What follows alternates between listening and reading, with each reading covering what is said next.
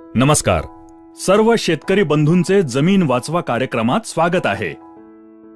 आपल्या गावात जी पण जमीन आहे त्या सर्व जमिनीमध्ये जर आपण एकाच प्रकारचे बीज, खते, एकाच ठिकाणचे पाणी दिले आणि एकसारखी मेहनत केल्यानंतर सुद्धा एकसारखे पीक येईल का? नाही. का? कारण प्रत्येक ठिकाणची जमीन वेगळी आहे. म्हणजेच सर्व गोष्टी जसे बीज, खते, पाणी आणि मेहनत एकसारख्या असून सुद्धा जर जमीन वेगळी असेल तर पीक वेगळे येते. या ठिकाणी एक गोष्ट तर पक्की आहे की पीक येण्यामागे जमिनीचे योगदान सगळ्यात जास्त महत्त्वपूर्ण आहे. जमीन हलकी तर पीक हलकं, जमीन चांगली तर पीक चांगलं. जर जमिनीला आपण ताकदवार बनवली तर चांगलं पीक घेण्यापासून आपल्याला कोणी थांबवू शकतं का? नाही. मग जर जमिनीला ताकदवार बनवायचं असेल तर तिला समजून घेणं गरजेचं आहे. जमिनीला बारकाईनं समजून घेण्यासाठी आमच्या तज्ज्ञांनी तिचं 3 भागात विभाजन केलं आहे. पहिला भाग भौतिक गुण. जमीन दिसायला कशी आहे? लाल आहे, काळी आहे की सफेद आहे? जमिनीची पाणी धरून ठेवण्याची तसंच सोडण्याची क्षमता किती आहे? हे जमिनीचे भौतिक गुण आहेत. यांना आपण बदलू शकतो का? नाही. पण याच भौतिक गुणांच्या आधारे आपण कोणतं पीक लावायचं ते ठरवतो. आता दुसरा भाग रासायनिक गुण. भौतिक गुणांच्या आधारे आपण ठरवलं की आपल्याला गहू लावायचे आहेत.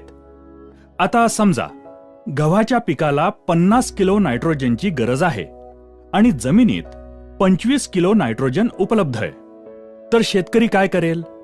25 किलो नायट्रोजन विकत आणून जमिनीत टाकेल. याचा अर्थ असा की ही जी काही तत्व आहेत जसं nitrogen, potassium, phosphorus, copper, zinc, boron, calcium इत्यादी, ही सर्व तत्व जमिनीच्या रासायनिक भागामध्ये येतात. त्यावरच आजपर्यंत शेतकरी काम करत आला आहे. या तत्वांवर काम करण्यासाठी शेतकऱ्याकडे 2 मार्ग आहेत. एकतर शेतकरी रासायनिक खते किंवा बाजारात उपलब्ध असलेल्या उत्पादनांच्या माध्यमातून ही कमतरता भरून काढतो, नाहीतर शेणखत किंवा कंपोस्ट खत या माध्यमातून भरून काढतो. आता शेणखत किंवा कंपोस्ट मध्ये काय आहे? तर यामध्ये सर्व तत्वांचे भांडार आहे जे या खताच्या माध्यमातून पिकाला मिळते. याचा अर्थ हा की आतापर्यंत शेतकरी किंवा जेवढ्या पण कंपन्या आहेत त्या याच भागावर काम करत आल्या आहेत. तो म्हणजे दुसरा भाग जमिनीचे रासायनिक गुण. म्हणजेच किती तत्व उपलब्ध आहेत आणि पिकाची गरज किती आहे त्यानुसार तत्व कमी जास्त करणे.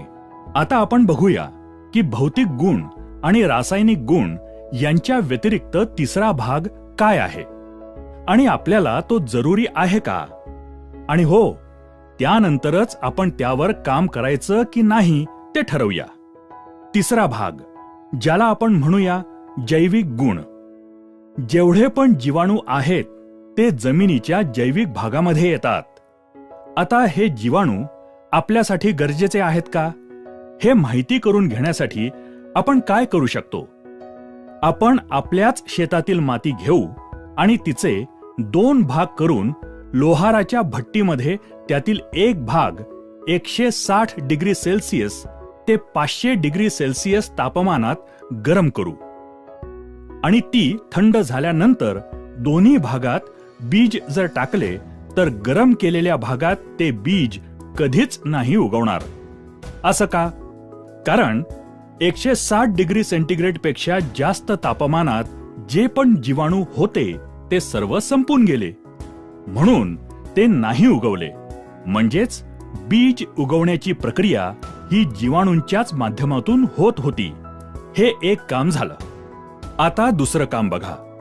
आपण शेतकरी जेव्हा जमिनीत खत टाकतो त्यावेळी असं करतो का की पिकाच्या आजूबाजूची माती कोरून त्याच्या मुळ्या बघून खत टाकतो?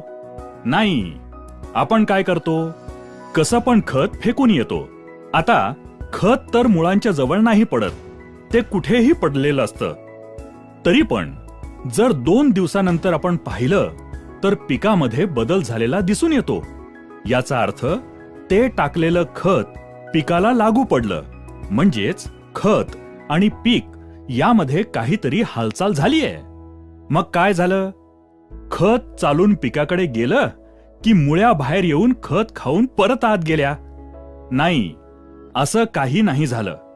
या कामामध्ये सर्वात महत्वाचं काम जीवाणूंचं असतं.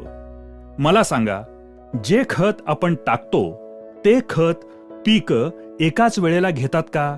नाही. मग जे खत आपण टाकतो ते स्वतःला जमिनीत साठवून ठेवू शकतं का? नाही. तर जीवाणू काय करतात?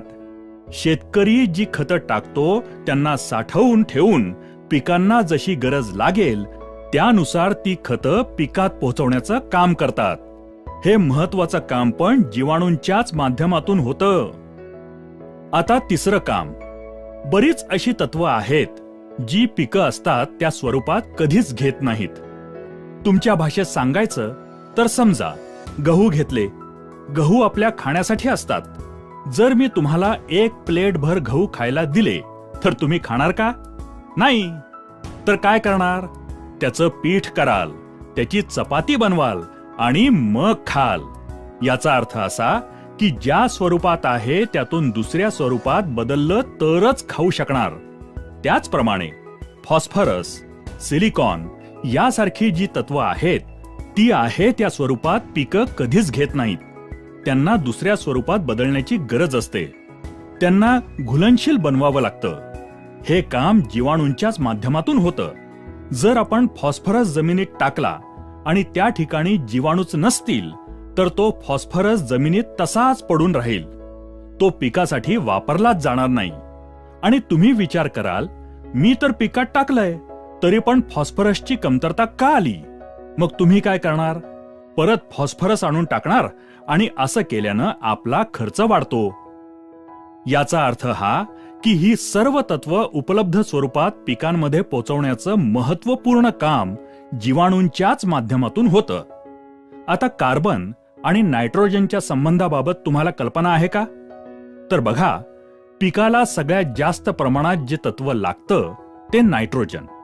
पण जमिनीत जितक्या जास्त प्रमाणात कार्बनची आवश्यकता असेल तितके नायट्रोजन पिकांना चांगल्या प्रकारे उपलब्ध होते.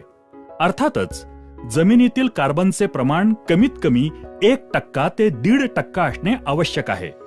तसेच पिके आणि माती परीक्षणानुसारही त्याची मात्रा ठरवता येते. आता शेतकरी काय करतो? नायट्रोजन टाकून सुद्धा नायट्रोजनची कमतरता दिसून आल्यानंतर पुन्हा नायट्रोजन आणून शेतात टाकतो. खरं तर शेतात कार्बनच्या कमतरतेमुळे पिकात नायट्रोजनची कमतरता आली आहे. आता जमिनीत जर कुठलेही तत्व जसे nitrogen, phosphorus, potash, copper, zinc, sulphur या व्यतिरिक्त कुठलेही तत्व कमी असेल तर आपण बाजारातून विकत आणून टाकू शकतो. पण कार्बनची कमतरता असेल तर तो बाजारात विकत मिळतो का? नाही. कार्बन जमिनीत उपलब्ध करण्याचा एकच मार्ग आहे, शेणखत किंवा कंपोस्ट खत. आता हे शेणखत किंवा कंपोस्ट खत काय आहे? हे मोठ्या पातळीवरचं तत्वांचं विघटन आहे. शेणावर प्रक्रिया होऊन ते खतामध्ये परावर्तित होतं आणि जो काही शेतातील काडी कचरा, पालापाचोळा हा मोठ्या पातळीवर कुजल्यानंतर कंपोस्ट तयार होतं. जेव्हा शेतकरी हे सर्व शेतात टाकतो तेव्हा जीवाणू त्यावर प्रक्रिया करून या खताचं सूक्ष्म पातळीवर विघटन करून त्याच्या आतमध्ये जी तत्व असतात ती काढून पिकांपर्यंत पोचवल्यानंतर जो भाग उरतो तो कार्बन असतो. याचा अर्थ हा की जमिनीमध्ये कार्बन उपलब्ध करण्याचे सर्वात महत्वाचे काम पण जीवाणूंच्याच माध्यमातून होते. आता पिकांच्या वाढीसाठी हार्मोन्सची आवश्यकता असते. रोपांना फुलांवर येण्यासाठी आणि फुलाला फळामध्ये बदलण्यासाठी सुद्धा हार्मोन्सची आवश्यकता असते. हे हार्मोन्स तयार करण्याचे काम सुद्धा जीवाणूच करतात. आता रोपाला वेगवेगळ्या आजारांपासून, कीटकांपासून बचाव करण्यासाठी स्वतःमध्ये औषध तयार करायची असतात. बघा, कधी कधी आपल्या शरीरावर काही कापलं तर बिना औषधानं ते बरं होतं. कधी कधी एखाद्या तंदुरुस्त माणसाला जर ताप आला तर बिना औषधानं तो बरा होतो. कारण आपलं शरीर आतल्या आतमध्ये औषधे त्यासाठी बनवत असतं. त्याचप्रमाणे पिकामध्ये ही जी काही ताकद आहे ती जीवाणूंच्या माध्यमातून तयार होते. आता पहिल्यापासून बघितलं तर बी उगवण्याचं काम, आपण जी खते टाकतो ती स्वतःकडे साठवून पिकांपर्यंत पोहोचवण्याचं काम, तसंच तत्वांना दुसऱ्या स्वरूपात बदलून पिकांपर्यंत पोहोचवण्याचं काम, तसंच कार्बन जमिनीत उपलब्ध करण्याचं काम, जोडीने हार्मोन्स बनवण्याचे काम आणि औषधे तयार करण्याचे काम, ही सर्व महत्त्वपूर्ण कामे याच जीवाणूंच्याच माध्यमातून, याच जमिनीच्या जैविक गुणांच्या माध्यमातून होतात. तर आता मला सांगा, आजपर्यंत शेतकऱ्यानं या जैविक भागावर किती काम केलंय? मी शेतकऱ्याला एक प्रश्न विचारतो की शेतीचा मजूर कोण आहे? तर शेतकरी म्हणतो, मीच शेतीचा मजूर आहे. मीच दिवस रात्र शेतामध्ये राबत असतो. जर शेतकरी मजूर आहे तर मी शेतकऱ्याला हातात एक बी देतो. शेतकरी स्वतः त्याला अंकुरित करू शकतो का? नाही. शेतकऱ्याच्या खिशात 100 गोणी खत आणून शेतात टाकण्याची क्षमता असेल, पण तो एकतरी खताचा दाणा उचलून पिकामध्ये घुसवू शकतो का? नाही. तर मग शेतकरी शेतीचा मजूर आहे का? नाही. शेतकरी फक्त सप्लायर आहे. शेतीची जी पण गरज आहे, शेतकरी फक्त ते सप्लाय करायचं काम करतो. खरा मजूर तर जीवाणू आहे, जो शेतात जमिनीमध्ये काम करून शेतकऱ्याला पीक आणि उत्पादन देतो. याचा अर्थ हा की शेती हा शेतकऱ्याचा कारखाना आहे आणि त्याचा मजूर आहे जीवाणू. आणि आजपर्यंत शेतकऱ्याला हे माहिती नाही की याचा खरा मजूर कोण आहे. तर बघा, आजच्या तारखेला शेतामध्ये आपल्याला काय समस्या आहेत? जे बी आपण लावतो ते नीट उगवत नाही. जी रोपं उगवतात त्यांचं पोषण चांगल्या प्रकारे होत नाही.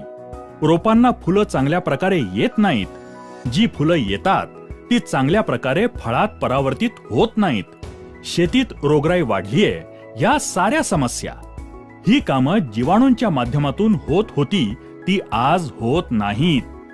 आज माझ्या माहितीप्रमाणे एखाद्या मेलेल्या माणसाला जर 10 लाख रुपयांचं इंजेक्शन दिलं तर त्यामध्ये काही हालचाल होईल का? नाही. 50 लाखाचं द्या, 1 कोटीचं द्या, 10 कोटींचं द्या. आता बघा, 10 लाख किंवा 10 कोटी याला सुद्धा काही किंमत आहे. तरी सुद्धा आपल्याला काहीच रिस्पॉन्स मिळत नाही. याचा अर्थ हा की रिस्पॉन्स हवा असेल तर जीव असणं गरजेचं आहे. जेवढा जीव असेल तेवढा रिस्पॉन्स वाढेल. तर आज आपण शेतामध्ये फक्त इंजेक्शनवर काम करतोय, रासायनिक भागावर काम करतोय. जमिनीचा जिवंतपणा जागृत ठेवण्यासाठी काहीच काम केलं नाही. समजा एखादा कारखाना आहे आणि त्या कारखान्यात 100 मजूर काम करतात. 100 मजूर एकूण 10 टन उत्पादन काढतात. आता त्या कारखान्याच्या मालकानं त्या मजुरांकडे दुर्लक्ष केलं. त्यांच्या राहण्याची व्यवस्था केली नाही. त्यांच्या खाण्यापिण्याकडे लक्ष दिलं नाही. त्यांच्या आरोग्याकडे लक्ष दिलं नाही आणि फक्त प्रोडक्शनवर लक्ष ठेवलं तर ते मजूर तिथे टिकतील का? नाही. त्यांची संख्या दिवसेंदिवस कमी होत जाईल. 100 वरून त्यांची संख्या 30 वर आली आणि मालकाला 10 टन उत्पादन हवे असेल तर मालक काय करतो? कच्चा माल आणून कारखान्यात टाकतो. आता मला सांगा, 100 मजुरांकडून होणारे 10 टन उत्पादन 30 मजुरांकडून होईल का? नाही. मालकाने कच्चा माल वाढवलाय. खरं तर मजुरांची संख्या वाढवायला हवी. त्यांची काळजी घेतली तर 10 टन काय, त्यापेक्षा जास्त उत्पादन काढता येईल. आज शेतात सुद्धा हीच परिस्थिती आहे. शेतीचा खरा मजूर आहे जीवाणू आणि आपण जीवाणूंची संख्या वाढवण्याऐवजी, त्यांची ताकद वाढवण्याऐवजी कच्चा माल म्हणजेच रासायनिक खते वाढवतोय. यानं आपल्या शेताचं उत्पादन वाढेल का? नाही. तर आमच्या केरन कंपनीनं काय केलंय? तर त्यांनी, आता ही गोष्ट तर पक्की आहे की एकच जीवाणू सगळी कामं तर करत नाही. वेगवेगळ्या कामासाठी वेगवेगळा जीवाणू आहे.